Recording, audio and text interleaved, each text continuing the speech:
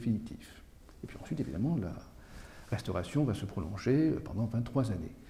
Duban va quitter le chantier en 1849, c'est Lassus qui va le remplacer, et là va se poser le problème de l'arcature aveugle qui orne la partie basse de la chapelle haute, puisque nous n'avions aucun document sur le décor du XIIIe siècle. Donc Duban va imaginer qu'on va tisser des tapisseries représentant la vie de Saint-Louis, et puis finalement, ce n'est pas ça qui ne sera adopté, c'est tout simplement des peintures en trompe-l'œil, des fausses draperies qui sont représentées directement sur le mur de cette arcature aveugle.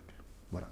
Stein-L, en 1856, fera toute une peinture à l'emplacement de l'orgue qui a été vendu pendant la Révolution, et donc il va reproduire un Christ bénissant entouré par des anges sur le revers de la façade occidentale.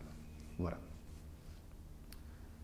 Pour la chapelle basse, alors on sait qu'en 1690, une inondation terrible de la Seine a fait monter l'eau à mi-hauteur des vitraux, pratiquement à mi-hauteur des vitraux. Donc évidemment, tout le décor d'origine a été complètement perdu à ce moment-là. Nous n'avions aucun document au XIXe siècle sur l'état des lieux, enfin au XIIIe siècle, sur l'état de la chapelle à l'époque de Saint-Louis.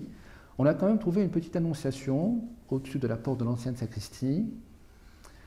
Les couleurs sont assez ternes, et c'est pour ça qu'il est probable que les restaurateurs au XIXe siècle ont rajouté une bordure noire de façon à délimiter le motif par rapport au fond, pour que le motif se détache mieux par rapport au fond. Ça a été rajouté au XIXe siècle. Donc, mis à part cette annonciation, tout le reste date de la grande restauration du XIXe siècle. Alors, c'est un chantier école, hein, que ce soit pour la chapelle basse ou pour la chapelle haute, hein, qui fera référence d'ailleurs au XIXe siècle, autant pour la cathédrale d'Amiens que pour même le chantier de Notre-Dame de Paris.